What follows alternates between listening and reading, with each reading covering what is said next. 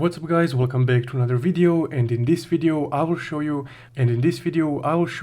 how you can get a $15 promo code for Jamaica on Taptap Send.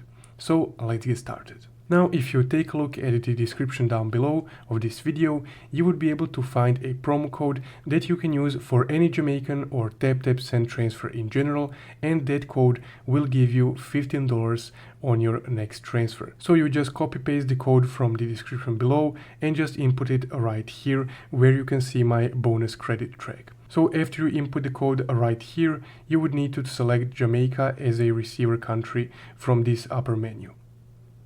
There it is right here. So you select Jamaica and then you will need to input the promo code right here. So again guys, it's a $15 promo code and you can use it on whichever transfer you want.